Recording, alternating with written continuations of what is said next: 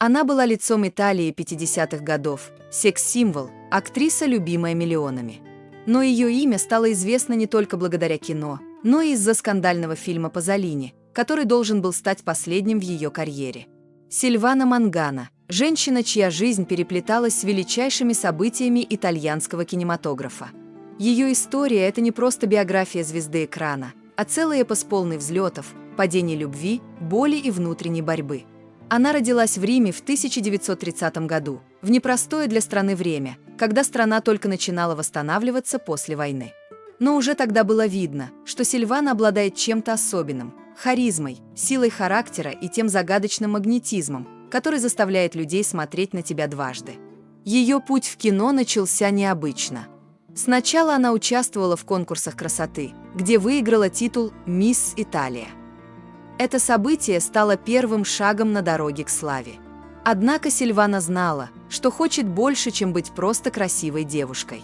Она хотела говорить через кино, рассказывать истории, передавать чувства. И вот в 11 лет, проходя по красной дорожке, она уже понимала, ее имя будет звучать еще долго. С одной стороны, она была частью золотой эпохи неореализма, где кино говорило правду о жизни простых людей. С другой, она стала лицом моды, романтики и страсти, играя в фильмах, которые делали ее символом эпохи. Ее героини были сложными, противоречивыми, часто страдали, но всегда оставались живыми, реальными. Актриса не боялась показывать боль, жестокость, слабость, потому что знала, что именно это делает фильм запоминающимся. Ее путь привел к браку с одним из самых влиятельных продюсеров страны – Дино де Лаурентисом. Он не просто стал ее мужем, но и союзником в мире кино. За кулисами каждого фильма часто стояла не только любовь к искусству, но и интересы бизнеса. Иногда их отношения казались идеальными, иногда напряженными. Но одно было ясно – вместе они создавали историю итальянского кино, которая сегодня все еще волнует поклонников. А еще были культовые роли – от трогательной героини «Рисовой любви», снятой в 1949 году, до жестокой и безжалостной женщины в фильме «Пазолини» «Сало» или «120 дней Содома», который был снят в 1975 году и стал для нее и триумфом, и катастрофой. Этот фильм вызвал шквал реакций, как среди критиков, так и среди зрителей. Некоторые называли его гениальным, другие – кошмаром.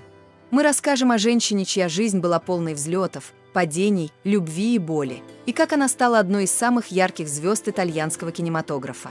Мы заглянем в ее мир, где каждая роль была испытанием, каждый день – решением, а каждая фотография – страницей ее личного романа. Сильвана Мангана родилась в 1930 году в Риме. В то время Италия все еще страдала от последствий войны, но уже начинала пробуждаться к новой жизни. Именно в этом контексте, между разрухой и надеждой, появилась на свет девушка, которая вскоре станет лицом эпохи. Родители Сильваны были простыми людьми. Ее отец работал плотником, мать – домохозяйкой. В семье было 6 детей, и Сильвана была старшей из них. С раннего возраста она отличалась не только своей внешностью – высокая, стройная, с яркими глазами и выразительной улыбкой, но и характером. Она была решительной, целеустремленной и всегда знала, чего хочет. В 1942 году, когда ей было всего 13 лет, Сильвана впервые услышала о конкурсе красоты «Мисс Италия». Это был не просто титул для богатых дочерей влиятельных семей. Это была возможность для каждой девушки показать себя, стать частью истории. Конкурс стал важным событием в культурной жизни страны. Для Сильваны участие в нем стало шагом в неизвестное, но именно этот шаг стал первым в ее стремлении к славе. В 1943 году, когда страна все еще находилась под фашистским режимом, Сильвана заняла одну из призовых позиций. Это дало ей первый опыт работы перед камерами, встречи с журналистами, фотографами и продюсерами. Ее имя стало известно не только в Риме, но и за его пределами. Журналы печатали ее фото, а молодые женщины мечтали стать похожими на нее. Но тогда никто не мог предположить, что эта римская девушка станет одной из самых знаменитых актрис страны. После окончания Второй мировой войны в 1945 году Сильвана получила первую роль в кино. Это был небольшой эпизод в фильме, который сейчас кажется забытым, но тогда стал для нее настоящим открытием. Она поняла, что кино – это не просто картина на экране, Это способ рассказать о чувствах, о жизни, об истине. Актриса не просто играла, она проживала свои роли, как будто они были частью ее собственной судьбы. После первого прикосновения к кино, пусть даже в незначительной роли, Сильвана Мангана поняла, это ее путь. Теперь она сама становилась частью историй, которые рассказывались на большом экране. В 1945 году, когда Италия все еще искала себя после войны, кино стало для многих людей способом восстановить веру в будущее. Именно тогда итальянский неореализм начал свой подъем, и именно в этом движении Сильвана нашла свое место. В самом начале своей актерской карьеры она играла небольшие эпизодические роли, в основном в коммерчески ориентированных фильмах, где ей было сложно проявить себя по-настоящему. Но ее внешность, выразительные глаза и естественная грация привлекали режиссеров. Начиная с конца 40-х годов, она стала появляться в проектах, которые хотя и были малыми, но уже демонстрировали ее потенциал. Ее талант был заметен даже в тех ролях, где ей отводилось всего несколько минут на экране. Но настоящий прорыв случился в 1949 году. В этот момент Сильвана получила главную роль в фильме «Рисовая любовь», снятом по одноименному роману Джузеппе ди Лакур. Режиссером стал Джузеппе де Сантис, один из ключевых представителей итальянского неореализма. Этот фильм стал важным этапом не только в ее карьере, но и в истории итальянского кинематографа. «Рисовая любовь» – это история молодой женщины, которая покидает деревню ради любви, но вскоре сталкивается с разрушением надежд и жестокостью жизни. Это была не героиня в духе старых французских мелодрам или американских шаблонов. Это была живая, больная, сложная женщина. Актриса исполнила эту роль с удивительной достоверностью, внутренней силой и глубоким пониманием характера. Ее игра не требовала эффектных жестов или театральных пафосов. Она говорила правду, как будто проживала каждую сцену вместе со своим персонажем. Фильм был снят в условиях ограниченного бюджета, часто использовались натурные локации, а актеры – местные жители, не имеющие профессионального опыта. Это делало картину особенно реалистичной и близкой к жизни простых людей. «Рисовая любовь» стала примером того, как кино может быть не только развлечением, но и инструментом для выражения социальной правды. Это был фильм, который говорил правду. После войны страна остро нуждалась в искусстве, которое могло бы отразить ее боли, надежды и стремление к новой жизни. А Сильвана, словно голос поколения, рассказала эту историю с такой искренностью, что ее имя стало символом нового кино, которое не боится правды. Ее работа в фильме была высоко оценена критиками. Многие отмечали, что она сыграла одну из самых зрелых и выразительных ролей в истории итальянского неореализма. Фильм получил высокие оценки на международных кинофестивалях, включая Каннский, и стал поворотным моментом в ее карьере. Для актрисы «Рисовая любовь» стала началом настоящего актерского пути, от красивой модели до настоящей актрисы, умеющей передавать человеческие чувства и боль. А Сильвана, словно голос поколения, рассказала эту историю с такой искренностью, что ее имя стало символом нового кино. Так начиналась ее магическая история. От маленьких ролей к главным героям. От римских улиц к свету прожекторов.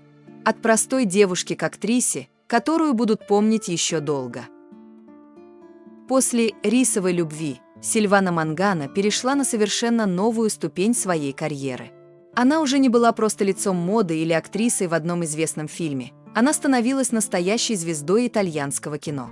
Теперь режиссеры обращались к ней с предложениями. Теперь ее имя было на устах критиков и зрителей. В начале 50-х годов она работала с такими выдающимися мастерами, как Лукино Висконти, Джузеппе де Сантис и Франко Дзеффирелли, что сделало ее имя еще более значимым в мире искусства. Один из первых крупных проектов после «Рисовой любви» стал фильм «Демон женщины» 1955 года, снятый Джузеппе де Сантисом. Это была история о женщине, борющейся за свою свободу в условиях жестокого социального давления. Роль требовала глубокого внутреннего напряжения, и Сильвана снова доказала, что она способна играть не только красивых героинь, но и тех, кто страдает, бунтует и ищет спасения в любви или одиночестве. Фильм был высоко оценен на международных фестивалях, а ее работа получила особое внимание от критиков. Этот проект стал для нее важным шагом на пути к признанию как профессиональной актрисы. В ту же эпоху она стала сотрудничать с Лукино Висконти, одним из великих авторов итальянского кино. Он выбрал ее для роли в фильме «Набережная Чезаре Палмини» «Рир Маджаури», который стал частью цикла «Четыре лица», посвященного 4 городам Италии. Эта роль подчеркнула ее универсальность. Она могла быть и мечтательной, и страстной, и даже немного жестокой.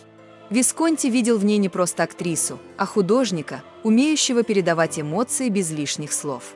Именно он помог ей раскрыть новые грани таланта, научил играть не ради эффекта, а ради правды. Тем временем ее личная жизнь принимала новый поворот – личный, семейный и, возможно, самый важный. Актриса, которую называли итальянской Афродитой, но за кадром ее жизнь напоминала трагедию – страсть, измены, брак, ставший клеткой, и материнское сердце, разорванное неотвратимой потерей. Ее первый возлюбленный, будущая легенда Марчелло Мастроянни, предал ее, шах Ирана предлагал корону, а муж-продюсер держал ее карьеру в ежовых рукавицах. Но настоящая драма началась, когда судьба забрала у нее сына, а затем поставила перед выбором – умереть в одиночестве или простить тех, кто ее предал. Судьбоносная встреча Сильваны Мангано и Марчелло Мастроянни произошла в 1946 году на съемках фильма «Любовный напиток», кинематографической адаптации одноименной оперы Гаэтано Доницетти.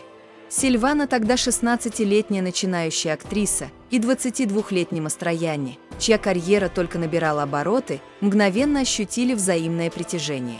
Их роман развивался стремительно. Прогулки по римским улочкам, тайные свидания в павильонах киностудии и мечты о совместном будущем.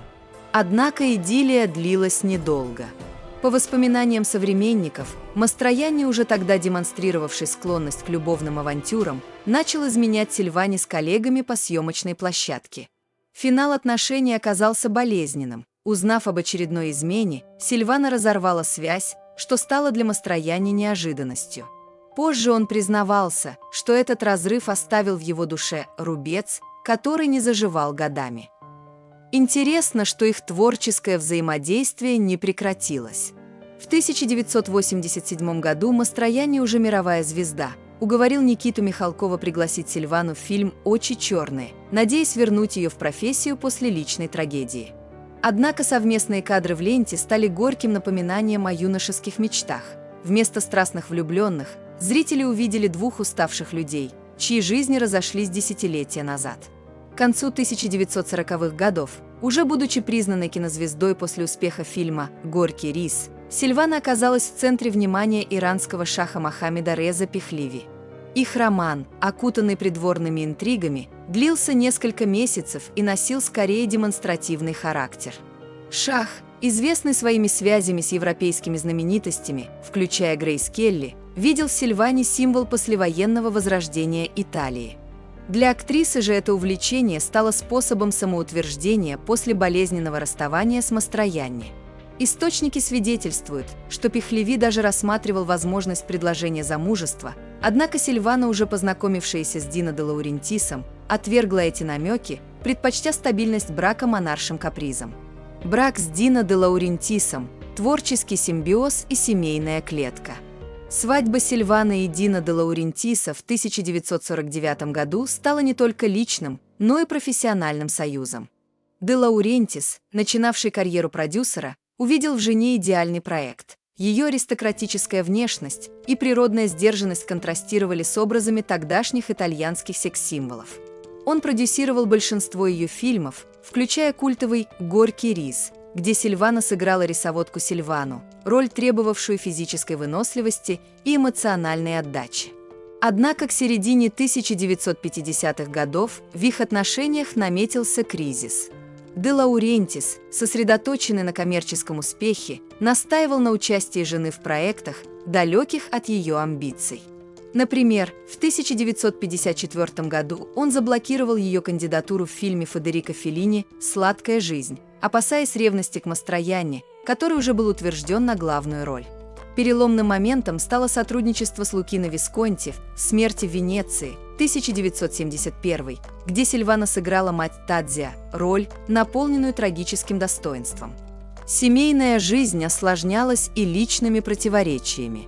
Рождение 4 детей – Вероники в 1950-м, Рафаэллы в 1952-м, Франчески в 1953 и Федерико в 1955 не сгладило растущую отчужденность. Де Лаурентис, по по воспоминаниям дочери Рафаэллы, воспринимал семью как свою кинокомпанию, требуя безусловного подчинения.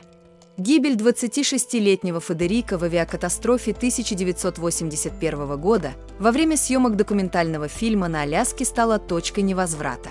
Расследование показало, что столкновение двух самолетов произошло из-за ошибки пилота, однако Сильвана винила мужа, настоявшего на участии сына в рискованном проекте.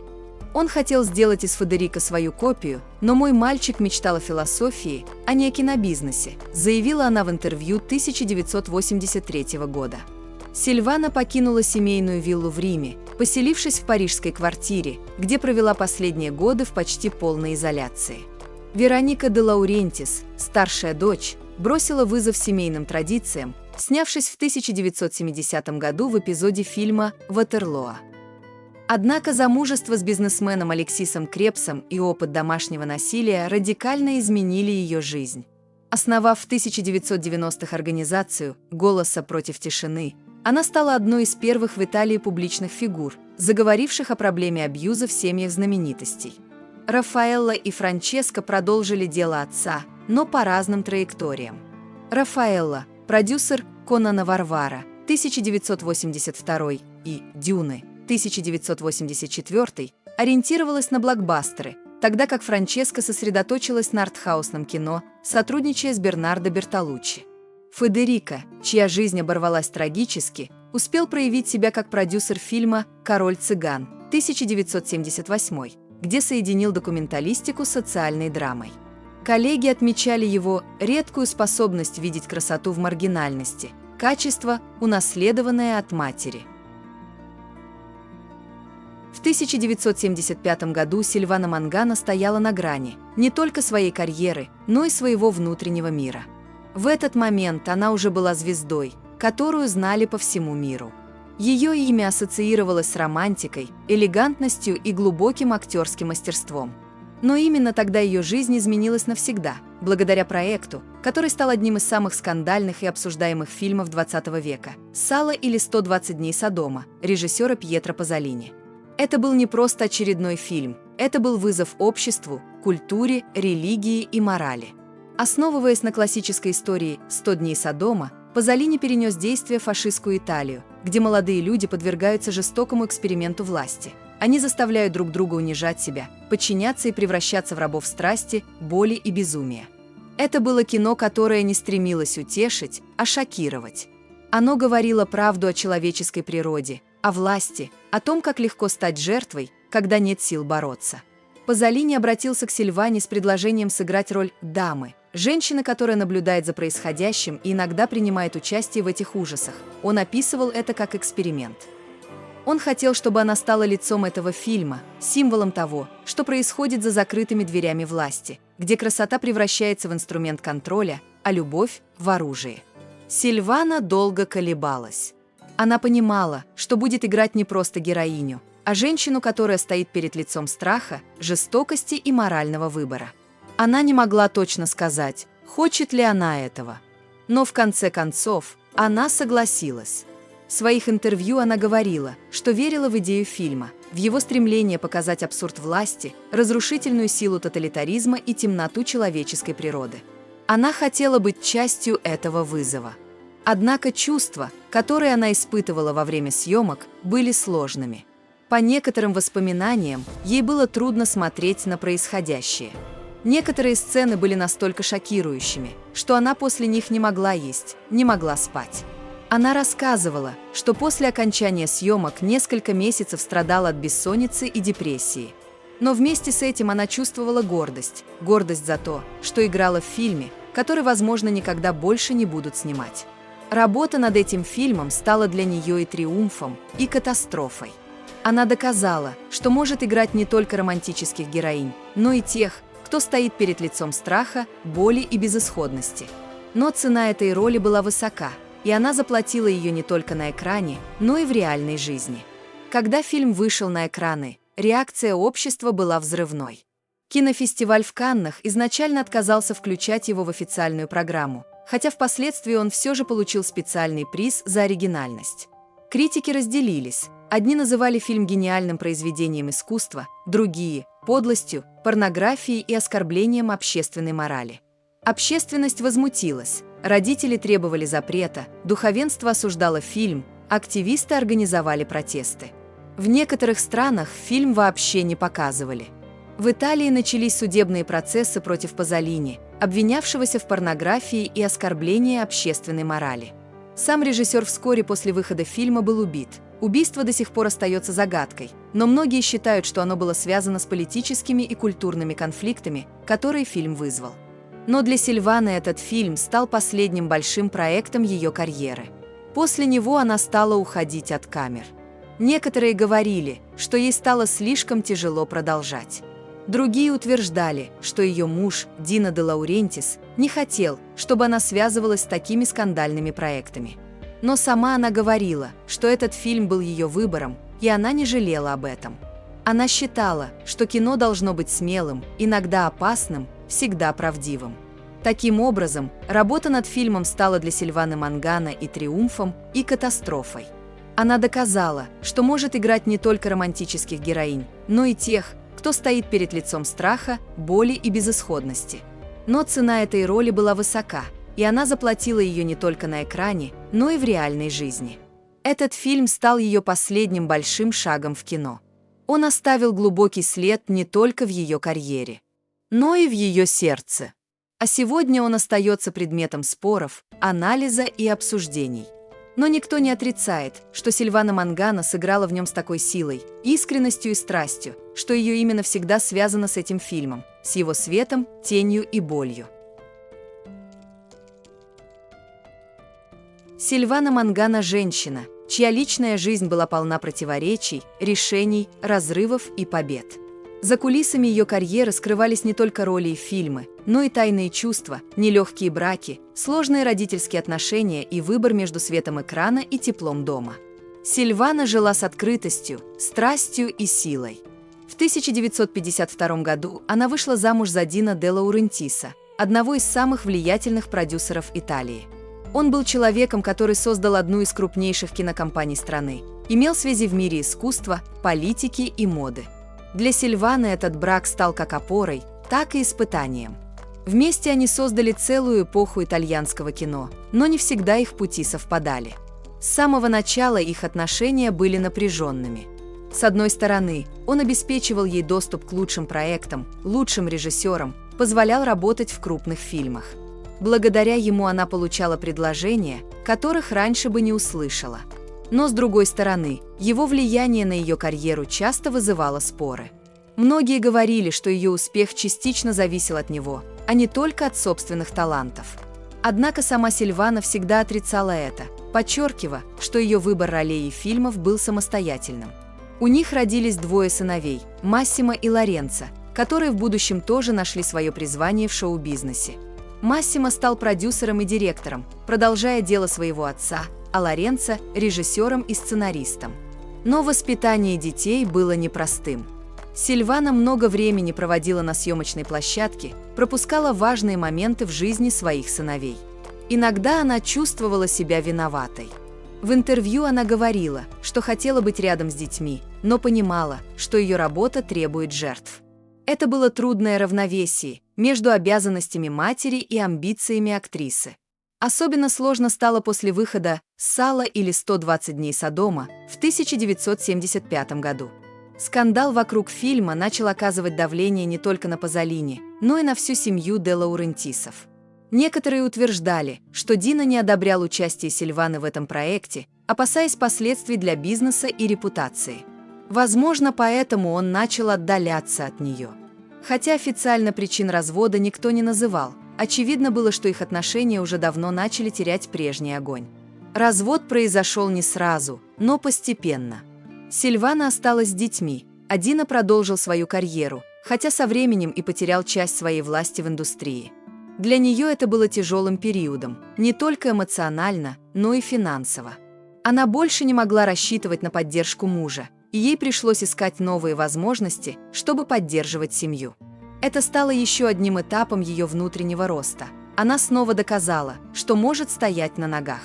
Но и в личной жизни она не всегда была одинока.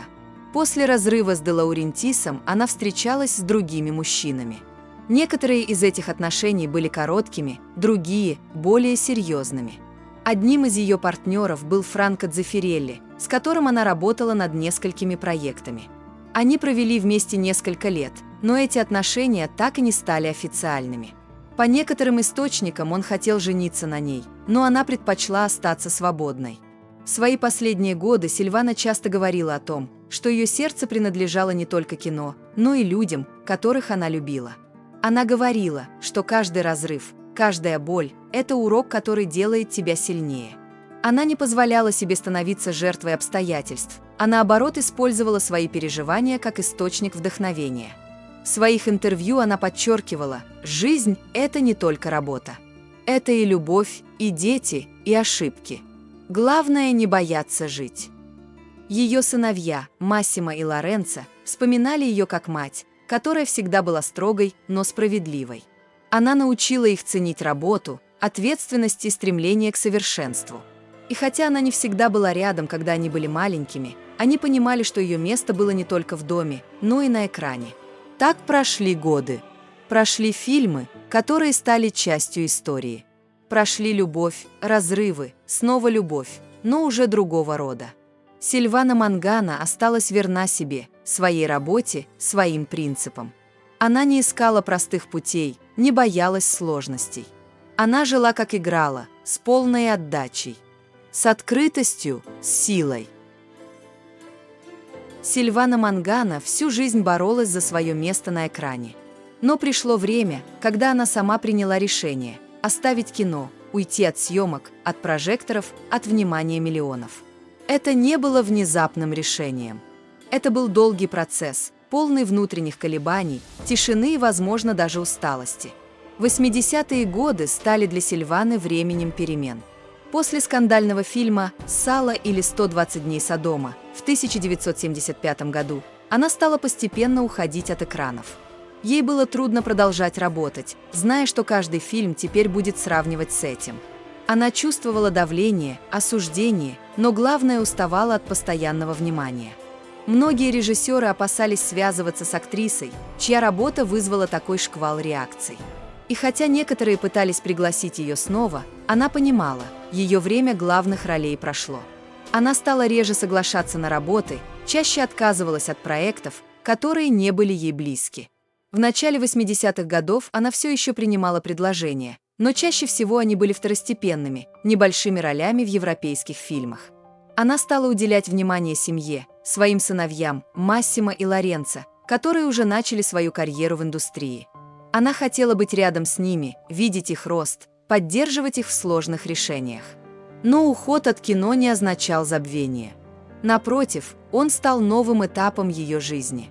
Сильвана перешла к более личному существованию, стала жить тише, дальше от камер и газет. Она часто путешествовала, читала, встречалась с друзьями, которые тоже покинули центр внимания.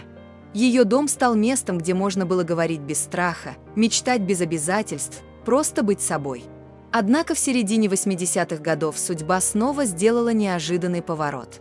В ее жизни начался новый этап – отношения с человеком, который подарил ей надежду, любовь и немного радости. Он был старше ее, но именно это создало между ними особую связь – взаимное понимание, терпение, уважение к прошлому. С ним она снова научилась смеяться, снова обрела веру в то, что жизнь может быть красивой, даже если ты больше не играешь главную роль. Но здоровье стало первым признаком того, что конец близок. В конце 80-х годов Сильвана заболела раком. Это было тяжелое известие для всех, кто ее любил. Она не сдалась. Боролась с болью, с химией, с усталостью. Она знала, что не сможет победить болезнь, но хотела показать, что даже в последние моменты жизни можно быть сильной, достойной, человечной. Сильвана Мангана умерла 16 декабря 1989 года. Ей было 59 лет. Ее болезнь была тяжелой, но она встретила ее с достоинством. Врачи говорили, что шансов было мало, но она не сдавалась. Она продолжала верить в жизнь, даже когда боль становилась невыносимой. Ее сын Массимо рассказывал, как она часто говорила: «Я не боюсь смерти, но я хочу уйти, зная, что жила по-настоящему». И действительно, она жила до самого конца. После ее смерти в Италии и за ее пределами прошли минуты молчания. Газеты печатали статьи, радио и телевидение вспоминали ее роли, ее образы, ее голос. Люди, которые видели ее в фильмах, те, кто никогда не слышал о ней, все чувствовали, что ушла не просто актриса, а символ целой эпохи. Коллеги, друзья, режиссеры – все они выражали скорбь и благодарность. Лукино Висконти, который работал с ней еще в середине 50-х годов, сказал, что она была одной из немногих, кто играл правду, а не роль. Джузеппе де Сантис, ее первый большой режиссер, вспоминал, как она принесла в кино душу, которая редко встречается среди актеров. А Франко Дзеффирелли, с которым она работала и в личной жизни, писал в своих мемуарах: «Сильвана была женщиной, которая знала цену каждому слову, каждому взгляду». Даже Пьетро Пазолини, хотя их отношения были сложными, всегда говорил о ней с уважением. Он называл ее живым воплощением всех противоречий, которые он хотел показать в своем искусстве. Для него она была не просто актрисой, она была идеей, которую он хотел выразить на экране. Сегодня Сильвана Мангана – не просто имя в списке знаменитостей. Это имя стало символом эпохи, когда итальянское кино находило свой голос, когда женщины начинали говорить правду, а не играть роли, созданные мужчинами. Ее работы, особенно такие как «Рисовая любовь», «Демон женщины» и, конечно, «Сало» или «120 дней Содома», все еще обсуждаются, анализируются, переосмысливаются. Некоторые считают ее одной из великих актрис XX века, у других она вызывает споры. Но никто не отрицает, что она была уникальной. В современных исследованиях киноисториков она рассматривается как пример того, как женская фигура могла быть одновременно романтичной и жестокой, красивой и страдающей, сильной и уязвимой. Ее образы остаются актуальными, потому что они говорят о вечных темах – любви, власти, боли, свободе. И это делает ее имя живым даже сегодня. Сильвана Мангана ушла, но ее голос все еще звучит в фильмах, в книгах, в воспоминаниях тех, кто знал ее лично. Она оставила след не только в истории кино, но и в сердцах людей. И, возможно, именно поэтому ее имя будет жить еще долго, как символ женской силы, как голос эпохи.